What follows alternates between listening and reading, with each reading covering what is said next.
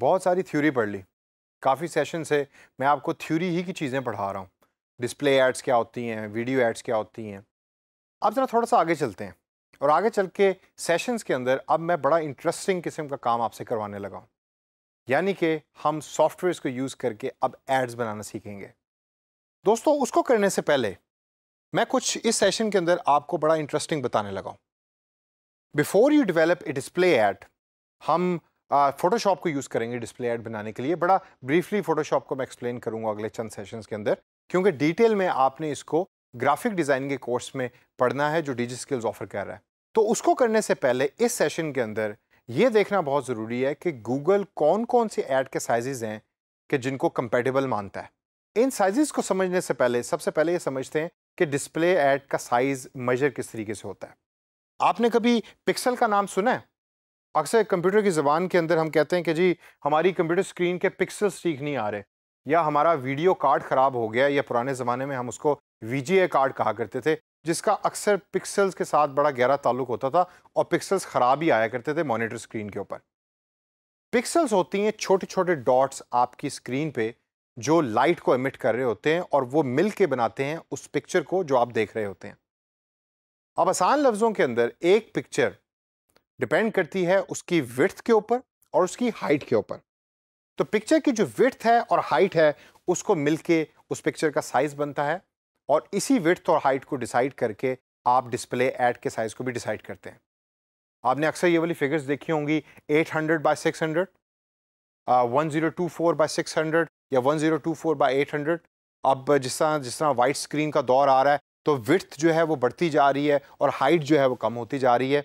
पुराने मॉनिटर उठा के देखें या पुराने लैपटॉप की स्क्रीन्स उठा के देखें तो आपको अक्सर फील होगा कि वो स्क्रीन्स जो हैं वो स्क्वायर के हैं, मतलब है इस तरह डब्बा सा बना हुआ है आपके सामने और एक ही तरह की विड्थ है जो आपके सामने और हाइट है जो नज़र आ रही है।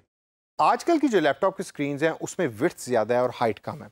इसी वजह से जो डिस्प्ले एड्स भी आप बनाना चाह रहे हैं उनका जो साइज़ है ये समझना बहुत ज़रूरी है कि गूगल कौन कौन से साइज़ आपको प्रोवाइड कर रहा है और किस साइज़ का इफेक्ट कस्टमर के ऊपर या यूज़र के ऊपर क्या पड़ता है। तो विड्थ और हाइट को जहन में आपने रखना है जब भी आप साइज डिसाइड करने लगें। अब गूगल कौन सी ऑप्शंस आपको प्रोवाइड कर रहा है, आइए उसके ऊपर थोड़ी सी नज़र डालते हैं। सबसे पहली ऑप्शन जो है गूगल आपको प्रोवाइड करता है, उसका नाम उसने गूगल ने जो सजेस्ट किया है वो रखा है स्क्वायर एंड रेक्टेंगल। ये बड़ा इजी टू अंडरस्टैंड कॉन्सेप्ट है। ये जो आपको साइजेस मेरे सामने यहाँ नज़र आ रहे हैं, इसमें अगेन वही विड्थ और हाइट के कॉन्सेप्ट को अप्लाई करें और ये स्क्वायर और रेक्टेंगल शेप के अंदर एड्स बन रही होती हैं जो आप बनाते हैं डिफरेंट वेबसाइट्स पे चलाने के लिए। अक्सर जब आप वेबसाइट्स को विजिट करें तो आपके यूजुअली राइट पे या लेफ़्ट के ऊपर एड्स चल रही होती हैं जो स्क्वायर या रेक्टेंगल के फॉर्म में होती हैं। इन एड्स को हम कहते हैं स्क्वायर एंड रेक्टेंगल एड्स। ये वो साइजेस हैं जो गूगल आपको प्रोवाइड करता है। इन साइजेस को ज़हन में रखिए और इसको नोट डाउन कर लीजिए ताकि नेक्स्ट जब आपने कोई ऐड बनानी है तो इनमें से कोई एक साइज़ आपने डिसाइड करना है। अब इसे आगे चलते हैं। आगे चल के हमारे पास एड्स आती हैं sky scraper add. Sky scraper से क्या मुराद है? आप में से कभी कोई दुबई गया है? चलें दुबई तो बहुत दूर की बात है, कभी कराची गए हैं आप, या कभी लाहौर आए हैं? लाहौर के अंदर आपने रिसेंटली देखा होगा कि एक बहुत बड़ा शॉपिंग मॉल बना है, उसकी बिल्डिंग ऊंची सारी है। ये जो ऊंची बिल्डिंग है इसको हम स्काई स्क्रैपर कहते हैं। दुबई के अंदर इन बिल्डिंग्स की तादाद बहुत ज़्यादा है, पाकिस्तान में निस्बतन कम है। इसी तरीके से स्काई स्क्रैपर एड्स भी गूगल आपको प्रोवाइड करता है। ये वो साइजेस हैं जो स्काई स्क्रैपर्स के हैं। इसमें फ़र्क क्या है, ज़रा गौर करें। विड्थ ऐड की कम है, हाइट ऐड की ज़्यादा है। ये स्क्वायर और रेक्टेंगल की तरह नहीं है। ये लंबाई जो है यानी कि हाइट जो है ऐड की वो ज़्यादा होगी, विड्थ ऐड की कम होगी। ये एड्स भी आप कभी किसी वेबसाइट को विजिट कर रहे हो तो आप नोट करें, आपके राइट या लेफ्ट पे अपीयर हो रही होती हैं लंबाई की फॉर्म के अंदर। स्क्वायर या रेक्टेंगल तो होती हैं स्क्वायर की फॉर्म में या रेक्टेंगल की फॉर्म में, ये होती हैं लंबाई की फॉर्म में अपीयर हो रही होती हैं जो अक्सर वेबसाइट्स के ऊपर गूगल प्रेजेंट करता है गूगल एडवर्ड्स के थ्रू। इसे आगे चल के देखते हैं। आगे जो है गूगल हमें प्रोवाइड करता है लीडर बोर्ड। लीडर बोर्ड की एड्स जो हैं उनके साइजेस प्रोवाइड करता है। इन साइजेस पे ज़रा थोड़ा सा नज़र डालें और देखें कि ये वाले साइजेस कौन से हैं। आप फॉर इंस्टेंस पहले वाला देखें जिसके आगे मैंने बैनर लिखा हुआ है, ये साइज़ है 468 बाई 60। कौन सी एड्स हुई है? ये तो 60 का मतलब है कि ये तो बड़ी छोटी सी हाइट हुई और विड्थ बहुत बड़ी है। ये वो एड्स हैं जो अक्सर बॉटम में या टॉप के ऊपर आपको बैनर की फॉर्म में नज़र आ रही होती हैं। गूगल एडवर्ड्स इसको लीडर बोर्ड का नाम देता है। ये विड्थ के अंदर ज़्यादा होती हैं, हाइट के अंदर कम होती हैं। इसी तरीके से जब आप एड्स बना रहे होते हैं इस पर्टिकुलर साइज़ के फॉर्म के अंदर, तो आपको ग्राफिक्स भी उस तरह के यूज़ करने पड़ते हैं जो इस साइज़ के अंदर फिट इन करें। आगे चलें और आगे चल के देखते हैं कि कौन सी एड्स हैं जो सबसे इंपॉर्टेंट आजकल यूज़ हो रही हैं। वो हैं मोबाइल फ़ोन एड्स, यानी कि मोबाइल के ऊपर जो एड्स चलेंगी वो किस तरह की होंगी।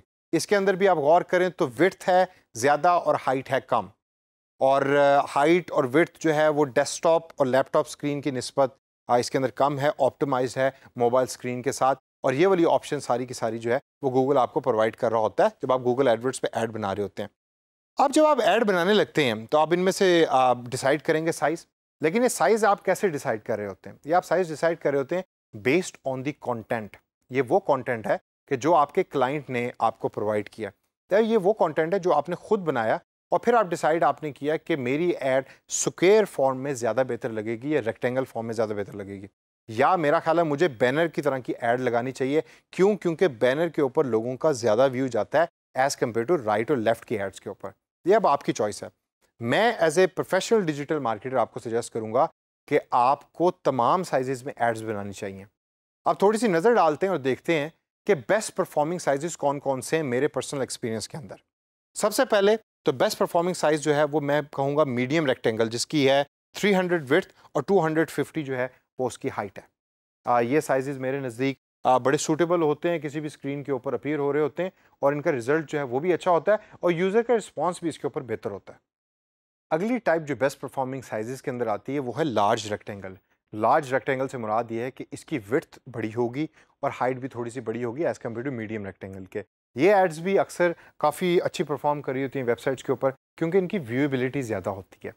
लार्ज रेक्टेंगल से आगे चल के देखें तो लीडर बोर्ड की ऐड है, जिसके अंदर आप अगर मेरे पीछे ऑब्जर्व कर रहे हों तो टॉप के ऊपर आ रही है, अगेन हाइट छोटी है, विड्थ इसकी बहुत बड़ी है। बैनर एड्स जिसको हम कहते हैं, गूगल उसको लीडर बोर्ड्स ऐड कहता है। फिर हाफ पेज एड्स आ जाती हैं। हाफ पेज एड्स के अंदर आपकी हाइट तो काफ़ी लंबी होती है लेकिन विड्थ भी अच्छी खासी होती है। ये आपके राइट या लेफ्ट पे अपीयर हो रही होती हैं एड्स और ये लंबाई में चूँकि ज़्यादा होती हैं, इनका भी जो रिस्पॉन्स है यूज़र का वो भी बहुत अच्छा आ रहा होता है क्योंकि जो इस ऐड के ऊपर जो रिजल्ट और कंटेंट प्रेजेंट करता है डिजिटल मार्केटर वो काफ़ी अट्रैक्टिव होता है और काफ़ी विजिबल होता है।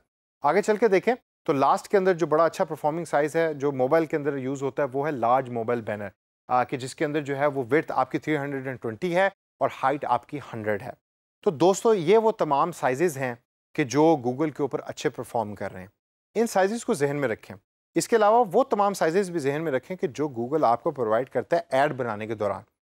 आप अपनी नीड के मुताबिक इन साइजेस को यूज़ करें, यूज़ करके प्रैक्टिस करें और देखें कि आपकी जो रिज़ल्ट हैं डिफरेंट साइजेस के वो कैसे आ रहे हैं और कौन सा साइज़ आपके हिसाब से और आपके कंटेंट के हिसाब से सबसे बेहतर है।